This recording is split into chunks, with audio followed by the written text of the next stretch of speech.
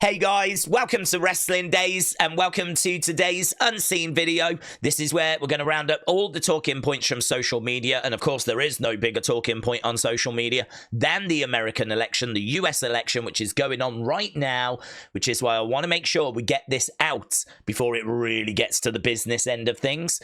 So let's start with our top story. This is a follow-up to yesterday when Jacob Fatu was accused of taking money for an appearance, not making that appearance, and not returning the money, right? This was a charity called Jake's Network of Hope. Well, they have been in contact with Fightful Select today, and they've said that Jacob actually made a repayment on June 22nd, and that they had missed seeing it. That's bad, isn't it? That is bad. I mean, I will say, right, this is great news, obviously, right, because I think we all love Jacob, so it's brilliant this has been dealt with seemingly the right way. But, yeah, if they had just had better communication, if he'd have just said, no, I returned it on June 22nd, and then they checked. So, you know, they said that he had been ghosting them. Had he have not ghosted them and actually provided some details, then, you know, maybe we wouldn't have ended up in this situation. But it doesn't really matter because the main issue seems to have been resolved. There is still a niggle though, and that is that part of the news report where they said they weren't going to come forward and say anything publicly, but other places had similar kind of concerns and accusations. So it definitely resolves this, but there are still a few questions, I would say, that are still sort of lingering. But this is just brilliant news, isn't it? So here, look, they said Jacob reached out with a heartfelt apology, wanting to find solutions to resolve the matter. They just talk about what it is that they were trying to raise money for. We especially want to thank Now Wrestling for their incredible support, their commitment in raising awareness, talking about doing a raffle, right? As Jacob Fatu embarks on his WWE journey, we wish him every success and are inspired by the solidarity shown across the wrestling community in support of this critical mission. So I'm just really, really pleased that this is sorted. As we said, maybe a few questions still lingering about some of the other things that were highlighted, but brilliant, just brilliant news, right? So OTC, thank you, but quite a few of you tagging me in this. Only dropped about 6 hours ago. But yeah, big news, big update coming courtesy of Sean Ross Sapp and Fightful Select. So that was our top story. Let's go WWE, shall we? See what we've got in here. Quite a bit, actually. So here we've got Adam Pearce commenting on something that I didn't even think about, right? So obviously Adam Pearce got RKO'd. This was Randy against Kevin Owens. And Trenton, thank you, because this is interesting. Adam Pearce has said, for the unaware, Davey is an official signed to Raw, right? Crown Jewel used joint Raw and Smackdown personnel crew. He was on the clock when Randy attacked him without provocation. Davey is one of my agents. That's why I went out there, even though it was a SmackDown match. I think that's really interesting because I never even thought about Randy KO being a SmackDown match. Why was Adam Pearce out there? I just sort of presumed, you know, he's an authority figure in WWE, and so he's come down to try and split them up. I didn't really think about it. So I kind of like that explanation that he's provided, right?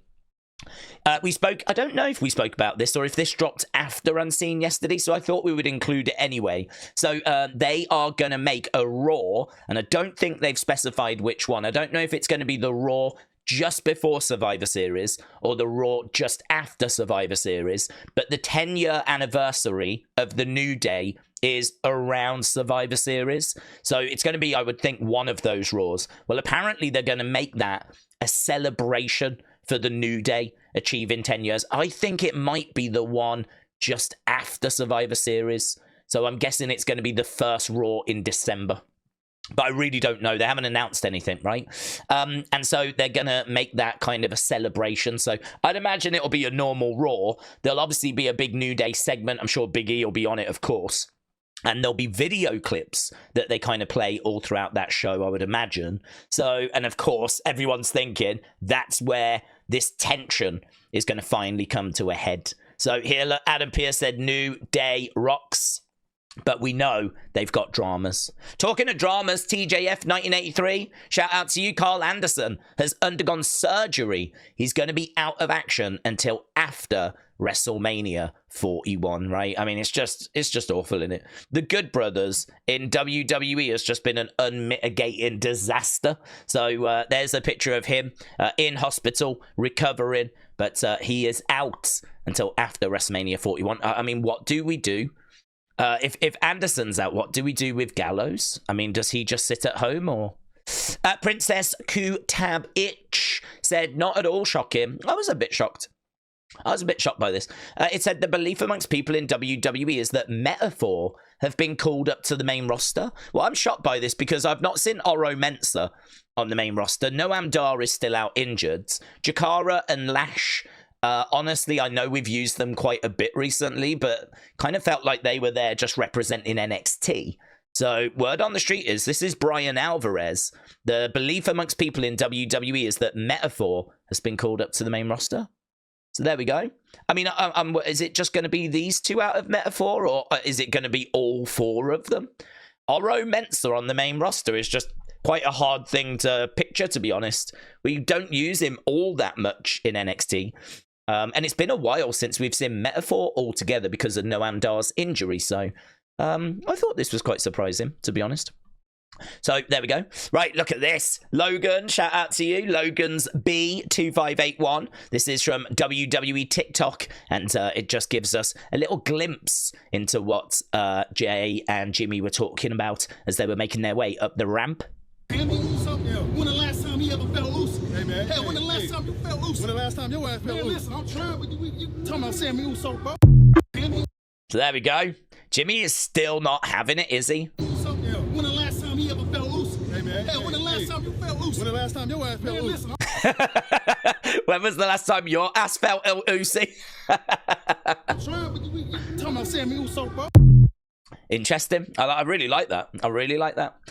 Here, I mean, look, you can just see this is backstage. Kathy Kelly talking to these two, and Spartan said, interesting. Basically, Jimmy's like, it's going to be tense. It's going to get heated on Friday. Like, it's so interesting how first time when Sami came in, Jimmy was like the one that loved having him and Jey hated him. And now, clearly, they're doing the reverse on purpose, right? And so now we've got Jey being the one desperate for him to be in, and Jimmy just is not having it. He's still not having it. So apparently Smackdown is going to be tense and heated, according to Jimmy. Look at this backstage. I mean, if there's issues within the Usos, there's real issues with the New Day. Look at this. No, he's not. You see me out there cooking. Go fuck your brother again. Go fuck your brother again. Handle it. No, you see me out there cooking. Why would you tell me at that point in time? That's the all right. No, he's not. You see me out there cooking. Go fuck your brother again. Go fuck your brother again. Handle it. No, you see me out there cooking. Why would you tell me at that point in time? That's the It's so weird seeing the Usos kind of like trying to calm the New Day down when you think about some of the epic battles that they've had, you know? And they're trying to give him advice like, handle it, like, you know, calm down. It's really strange, but yeah, lots of drama going on in the tag division. So there we go. That was WWE. Let's go to Seth, shall we? So here, look, Seth Rollins names his favorite opponents: Dean Ambrose, John Cena, Brock Lesnar. Those were his favorite people to compete against. Here, he said, I think I'm the perfect dance partner. I can work with anyone. I can work with any style. It doesn't matter who you are or where you are at on the skill. I've had great matches with Cena, Cody, Roman. I was in the ring with Rock, and I've had great matches with guys who couldn't even lace those dudes' boots. I really take a lot of pride in bringing the absolute best out of everybody and getting the most out of either the most or the least sometimes. I do pride myself on being one of one in that regard. I would love, and I'm sure you would love, to know who couldn't lace the boots of Cena and Cody and Roman. I mean, I'm sure we've all got names in our heads, but I would love to know what his answers would be, you know? So, interesting. And this was interesting as well. So this was quite a big talking point. So he was asked about his future, right? This is all from The Pivot, right, interview with them. I think everyone's got their own blueprints. I think there's some people out there that love the Hollywood thing. I've done a couple of things and I don't love it. I wish I did. And I'd be open to listening to any roles. I think for me, when I start to phase out in ring, I'll probably do some behind the scenes. I see myself more like Triple H. I see myself more as a guy who might dabble in movies and some stuff here and there. I see myself continuing to help the business grow as I start to age out of the in-ring process, and I got ways to go, but I'm certainly closer to the end than the beginning. But when I do get to that point, I think that's where I see myself. Hopefully there'll be a place for me. That's my blueprint. So very interesting. He doesn't see himself going to Hollywood and all that. He sees himself, I suppose, being like Shawn, being like Triple H, maybe being like CM Punk, who's also said he wants to help with developmental. I don't know if he'll be a backstage producer, or I don't know. What do we do with Seth when he retires? There's definitely a role for him. Definitely. But I don't know what that role looks like. Seth says that Becky wasn't a fan of the empty arena shows. Becky was like, I don't want to do this for however long we're going to do this. And then we started talking about having a kid. That was the perfect time. Isn't that so interesting? That they decide to start a family because the pandemic era was so rubbish. Because no crowds being around in 2020 meant that they were like, oh, should we just have a kid instead? I mean, I'm sure they wanted one anyway, but I really enjoyed reading that. I was like, oh, that does make sense, actually. That does make sense. Right, Wyatt's. Oh, look, a couple of bits in here. So Nikki Cross posting this image right from the end of that video. So James, thank you, my friends. And this is Rowan. So here's Rowan, look, tweeting this out. And I think he tweeted out or posted something similar to his Instagram story. So narcissist, a person who has an excessive interest in or admiration of themselves. This guy. Narcissists who think the world revolves around them. Still this guy.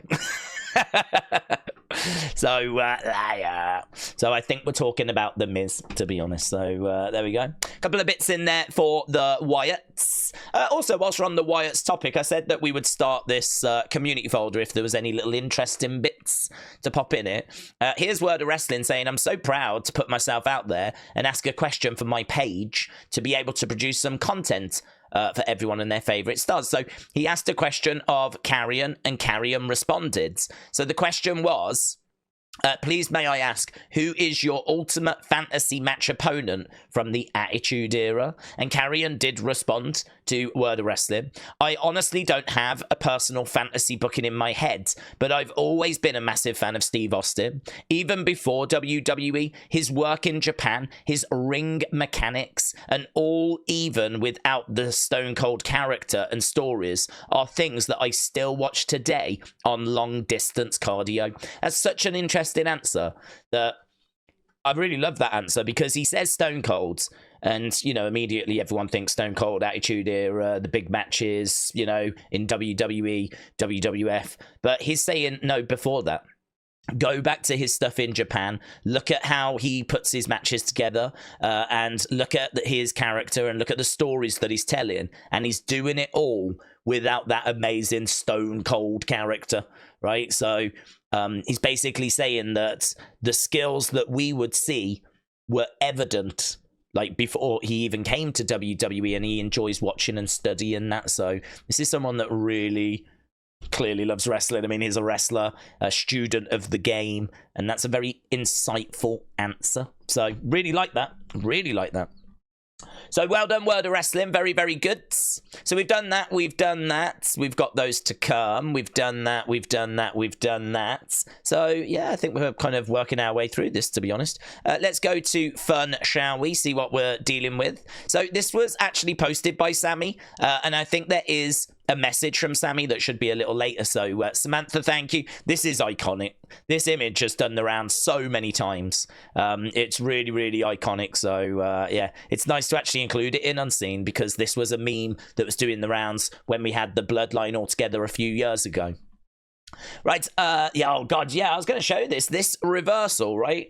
I think this just looks cool. It's not anything like that's going to blow your mind or anything. I don't think it's anything that you're going to be like, oh my god, that's the greatest thing I've ever seen.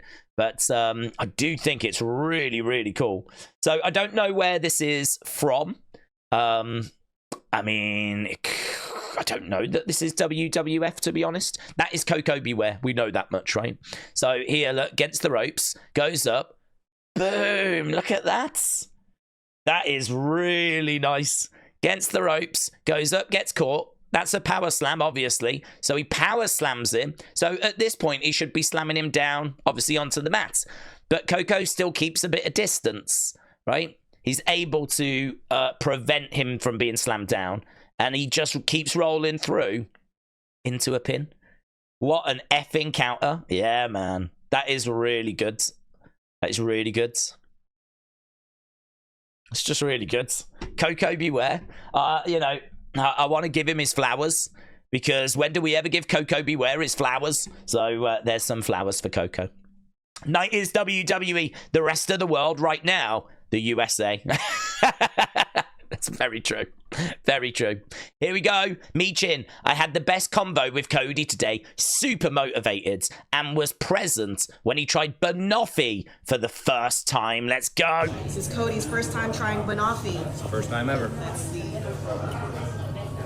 got a little crust here. Okay, good. Yeah, you gotta get all the this piece layers.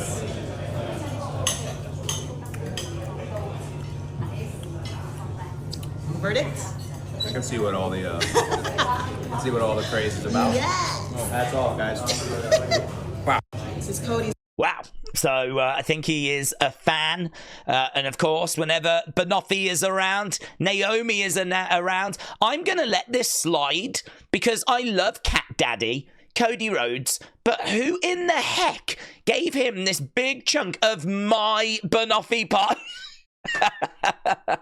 I'm putting up a sign in catering tomorrow. I did enjoy that response, right? Check this out. So, Capo, Trump this, Kamala that. Today, I cast my vote to support unbiased journalism.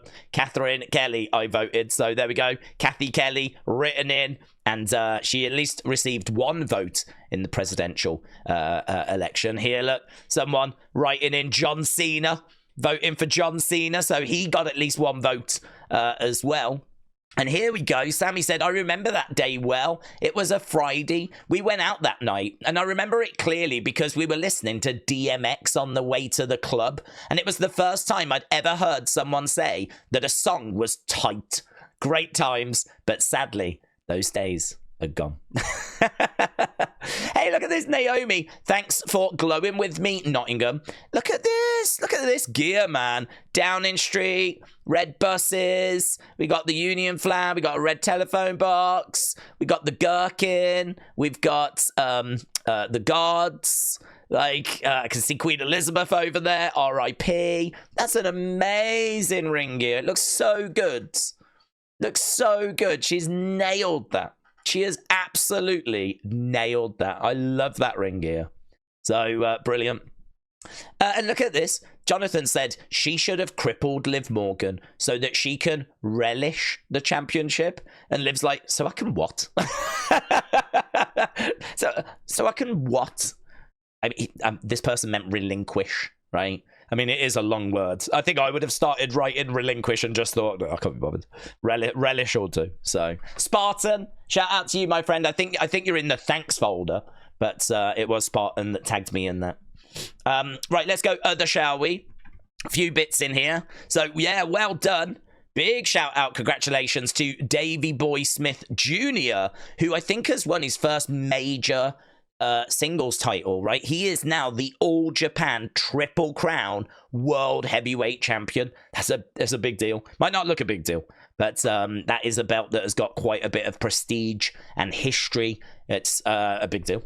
So excellent. There's Natalia saying, I'm so proud of you. Ever since you was a kid, you wanted this. I am so happy for you. You've worked so hard for this. He's 39. I mean, if he was to kill it for a year over in Japan, I wonder if we could bring him back to WWE. I mean, Motor City Machine Guns have just come in, and they're, 41, 42. LA Knight came in quite late. Oh, that's great, though. I'm so pleased for him. Yeah, please share. There's a GoFundMe. Dutch Mantell has endured sepsis and pneumonia, and after a month in hospital has finally made it back home. But insurance and savings are now depleted after receiving the care he needed. So there's just a request here. I mean, look, this is awful, isn't it? Dutch Mantell gave his life to wrestling. He's an iconic person in wrestling. Hopefully some wrestlers can come. I mean, like, to his aid, because, like, I think a lot of the fans will give, but I mean, I think, you know, there's some wrestlers out there that have got some serious money that could make a difference. So if you do want to support, then there's the GoFundMe, and I retweeted this out and mentioning it here. But as I said, hopefully there's some wrestlers out there that can really make a difference, you know. So thoughts with Dutch Mantell? Someone's been ID'd, WWE ID'd. Be there this Sunday to find out who, and there's Zilla teasing that it's him, teasing that he has signed one of those new WWE ID contracts. So we're going to have to wait and see if it is him, right? I wouldn't be surprised if it isn't, because normally when someone teases something like that, it normally turns out it's not them. But someone signed a contract with them. You know, that whole indie wrestler developmental, we really covered it in quite a bit of detail. Someone signed. Is it Zilla? We'll find out Sunday, apparently. WWE Ethan, shout out to you. Omos said he was inspired to get into acting classes after watching the Bloodline segments. Yeah, so this is Cameron Grimes. He is talking about the difference between working with Shawn and working with Triple H. He says they're very similar. The difference is Triple H back in the day would do NXT at Full Sail, and they would tape 2-3 weeks worth of shows. So you would only see him like once a month, something like that. Whereas with Shawn, you see him all the time. NXT is live now, so you see him every week, and he's always there around the Performance Center. So you just get a lot more access to Shawn. So he was saying that was the big difference. AEW have got this Parade of Champions, AEW Parade of Champions. This is believed to be a new show, maybe a PLE, maybe a special for Dynamite or something, but it's a name that they've trademarked.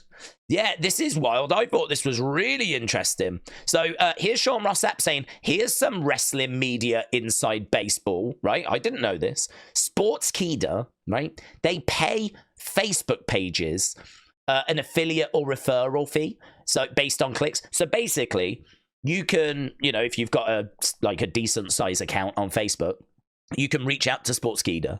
They will give you a link, and every time someone clicks on your link, you will get paid because you are driving traffic to their website, right? And as a thank you for that, they'll give you a little bit of money. It's not going to be much, but obviously the more clicks you get, the more traffic you drive, the more money you're going to get, right?